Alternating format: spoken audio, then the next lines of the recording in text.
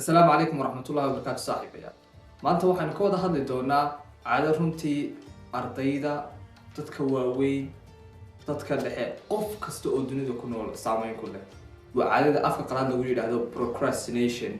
luqadeena Soomaaligana lagu yiraahdo dib u dhigista maxaa keena waa maxay dib u dhigistu sidee la isaga daweyn karaa runtii waxa weeyaan waa cudur dhamaantiin inagu dhici kara waan xasuustaa waagan dugsiga dhiganayay inaan anigu dib u dhigistayda ama procrastination-kaygu waa aad u badnaa waxa weeyaan waxaan oran jiray in waxa maanta qaban kari maayo berri baan qabanaya mulkaaga ma saxsana waxba ka yar khaldan waan iyo saadama qabo saadama marka la gaaraan iyo midha weekend waa iska waxa weeyaan waa jaabe weekend dambe qabo marka waxa weeyaan caadadani runtii waa caadad dhammaan dadka saameyn ku leh yar iyo weynba waxa weeyaan horta maxaa keena aniga wada hadal dhamaanteen caadadan sababta waxa keena marka ugu horeysa si caadadan waa maxay qof kastaba laba nololood buu leeyahay nolosha uu ku jiro oo la dhaho the current life iyo nolosha uu higsanayo oo la dhaho the ideal life waxaan qof kasta labada nololood ka kooban yahay nolol uu hadda ku jiro oo tan uu hadda ku nool yahay iyo nolol uu doonayo inuu insha Allah u dadaalo oo guuleysto if iyo aakhiraba marka waxa weeyaan dhexdooda waxa taagan wax la dhaho the resistance ama procrastination ama waxa loo yaqaano dib u dhigista حويان وفرنتي وعذر آدوي قفكي يورانا يا وحاب ريمان قبنا وحا صادم ما قبنا يا ودبديسي سواء آدو فربضته حويان كوت يروان بوغلا هو the war of art ان كاخري ان شاء الله حقو سنة سوري قدرات كاخري كريسان اما واحد كيه ليسا برتي دا تلقرام بقولي انتي بوغ آدو مهمة the war of art بوغ آد يا آدانيقا يرفعي ويان مركا بوغا وحان كاخري نين قوري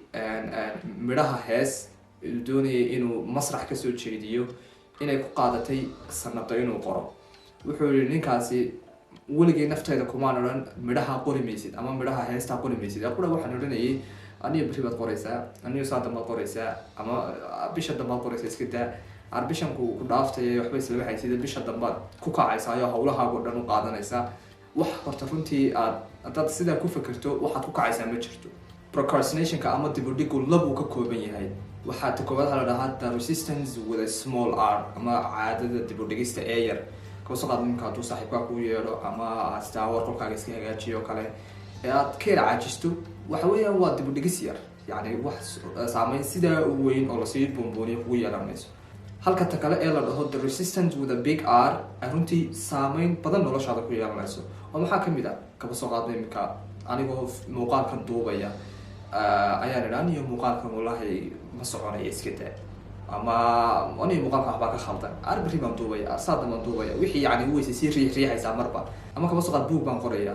tusaale ahaan marka anigu buug baan wadaa qoritaankiisa marka haddaan buugaa marba dhaho anigu berri baan qoraya saada baan qoraya iyo haddaa taa ka waran aniga maalin walba line baan qoraya ninkoo sida anigu sameeya maalin walba line baan buugaa qoraa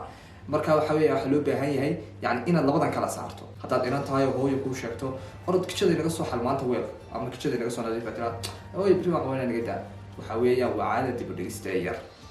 hadda yarsanin haddii laakiin uu kugu dhaho heblaayo maxaad iskuulka waagay hooyo maanta yar xamsanay bari baan aadaya waa tii weyneed iska jir waxa weeya waa tii weyneed markaasi baa looga bixi karaya waxaa runtii buuggan the war of art waxaan ka akhriyay rule la dhaho the 2-minute rule afka Soomaaliga lagu dhaho sharciga labada minute waxaad samaynaysaa warahan maxaan ku qaban karayaa wax kasta oo aad qorto 2 minute ku qaban karaysaa iminka haddaan meel fadhiisto oo aan dhaho niyo maalintiiba 2 minute baan wax akhrisanayaa iyo haddaan dhaho niyo maalintiiba 1 saac wax akhrisanaya way kala duwan yihiin anigu waxaan hubaa maalintii 1 saac inaad wax akhrisan karay يعني قفنا ما سوين كرايو الناس عطات هاي قفتي سوبر جينيوس أما سوبر هيومن نمشيرو مركب حوالي مالين والبابا اللي أنت تقعد الصورة بحضر لما منيت بوكير سواق عادو تتجد بيت شركة صعبة ومعان ما فهمت وحوالي the 2-minute rule بالله هذه هو يقول هذا هو يورد كذا إنك صاحب مركب بقول هاي هو يواي لما منيت 2-minute rule يعني هذا كيف يقول لي هذا قرطوي حياة هذا يبري من قبنا يا سني كانوا كوسا على البوق الدوار فارتيلي براح هيستا بيشة دمان قرية يعني بيشو ديال لبا منيت ما مركا واحد لقى الدنيا wax walba aad qabanaysa labada minute ku qabato yani waxaan doonayaa caado samaysto inaan wax maalin walba wax qaybo 2 minute wax qayb